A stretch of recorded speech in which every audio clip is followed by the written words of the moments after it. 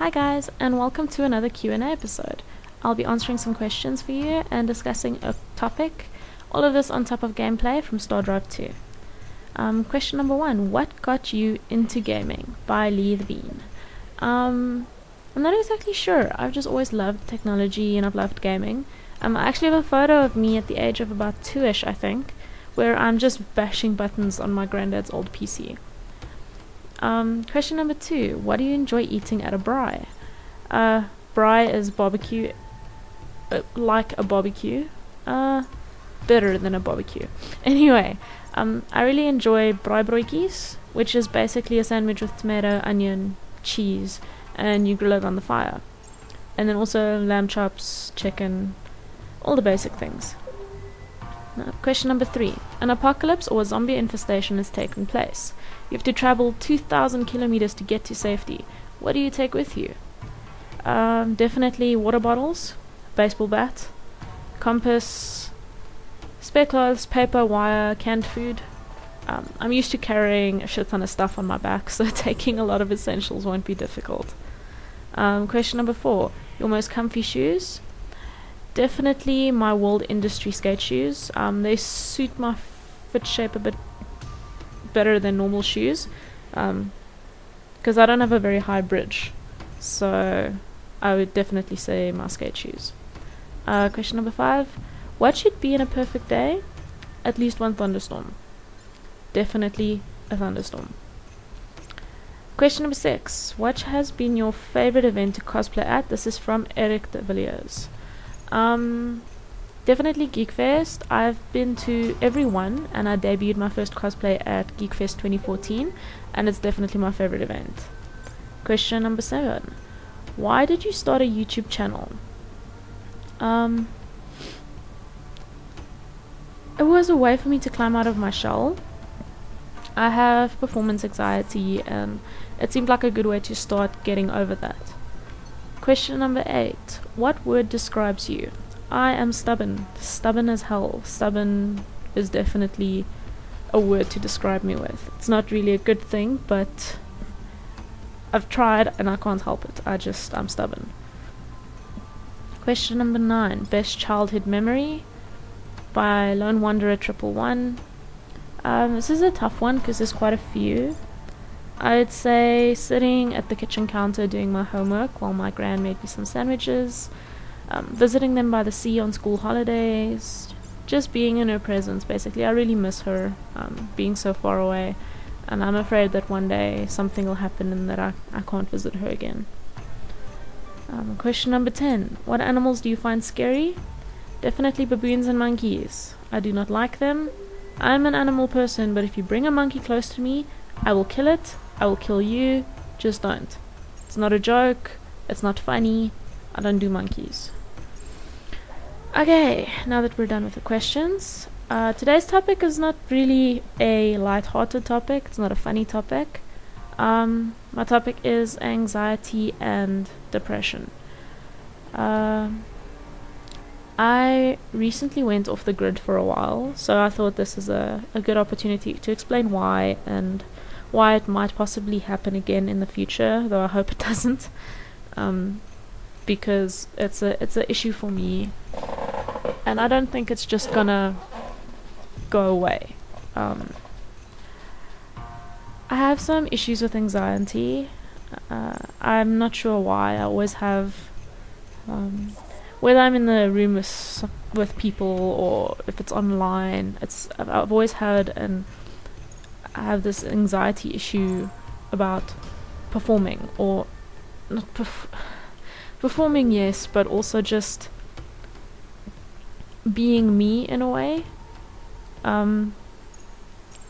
Also, I'm always home on my own during the week, and on weekends we don't really go anywhere unless I really, really, really want to go to some event, so I don't get out much, and I guess getting a bit stir crazy didn't help my situation.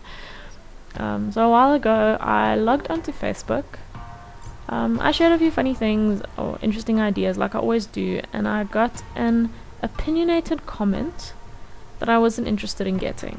It was an innocent comment, it wasn't even really that big a deal. We all make them sometimes, but it just, I don't know, it kind of pushed me into some sort of malfunction.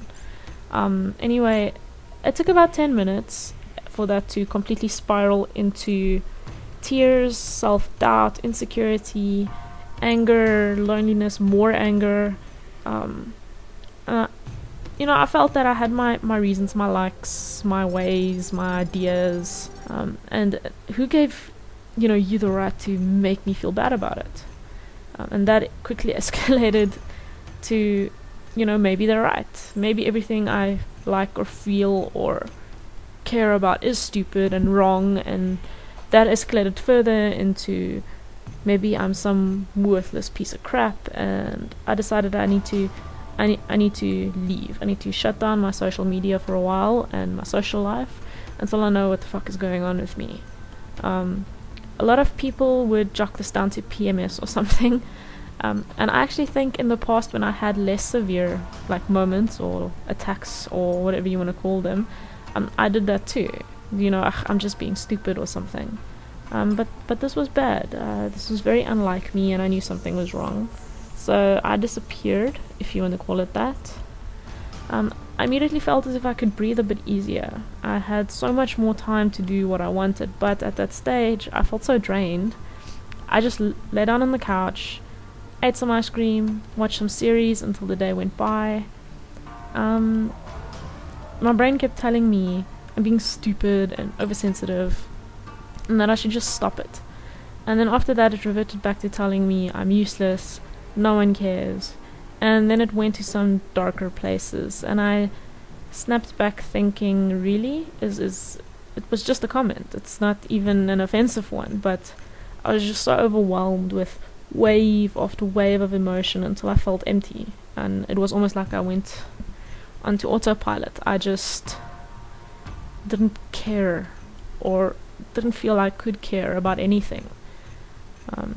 I was just here. Luckily, I had my boyfriend to help comfort me. I'm sure he thought, God, this woman is so overdramatic. But he just hugged me and helped me relax, and for a bit it got better. I started feeling a bit stronger, like I'm actually important, even if it's just to the select few who cared. But I would try to connect back to the world, and it just started sinking again, and I just started falling and just going back to how I felt earlier. So I just gave it more time. I was in a small little world with someone who cared, and for that time the outside didn't exist. I didn't want it to exist. And eventually, we had to actually go out, and we went to visit my Aunt Kay for some movies, good conversation, and it was just that. It was great. I felt like a relatively functional human being again. We went home since I wasn't ready or in the mood for a drunken New Year's party, because there's always a New Year's party here, or always a New Year's party there. Why am I struggling to say that? So, I decided let's just go home, and on the way back I started sinking again, and I wasn't even sure why. It actually frustrated me because I thought, I've had a good day, I laughed, I enjoyed myself, and I thought this feeling of being devoured was gone. And when we got home, my boyfriend asked me what's wrong, and I said, as I always do, nothing, I'm okay, and I threw him a smile. I didn't want him to be worried about me. I didn't want him to have to deal with me, because I know he's got his own range of stresses and emotions, but he wouldn't let it go. He knew me way too well, and like a well, I just burst open, and all my fears, my insecurities, my anger, my loneliness, it all just spilled out. I allowed him into the deepest part of my mind, and he helped me get back out.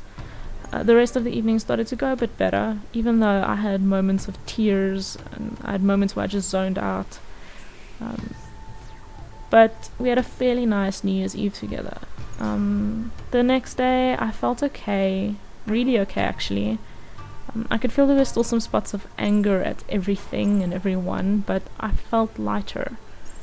And I started feeling better. I started realizing, I always keep my fears and emotions to myself, not wanting to make other people deal with them.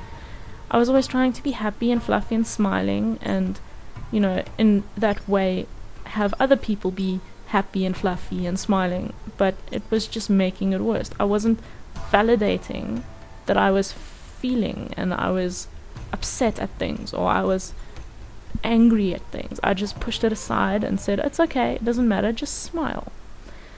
And those feelings just got bigger and they got nastier until I just couldn't smile anymore. And I decided that I'm going to put me first for a change. I'm going to stop being the one who always asks if other people are okay.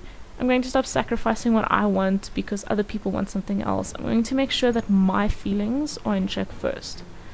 Is that selfish? Probably. But what use am I to anyone if I turn into a tear-stained zombie? I think if I take care of me first, being happy and fluffy and smiling will be a lot less difficult and a lot more genuine. So yeah, I'm back now. I'm feeling a lot better. I have a lot of recording to do and a lot of editing so that I can keep supplying you guys with some average looking gameplay and awkward sounding commentary. But I hope you guys enjoy this, and that maybe, just maybe, if you ever feel the same, that this will help you know you're not alone. Because I felt alone. I felt like, you know, everyone else is fine and happy, and, you know, I don't understand why I'm being so empty. So yeah, you're not alone. Everyone gets like this, I'm sure. I hope. Maybe I'm just crazy, but hey, I'm better now, and that's all that matters. So yeah, I've linked my pages and a bunch of other awesome pages in the description below. Go have a look and like and subscribe to our local talent. Spread the good vibes, you know, it's a new year, good vibes for all. Also, if you guys go look on my Facebook page, I have a competition running. You can win some awesome goodies from Miss Moan. She does the most amazing skull jewelry, and then just give her some support also. Keep calm and stay crazy, guys. I hope you have a good new year and that the holidays treated you well. Cheers.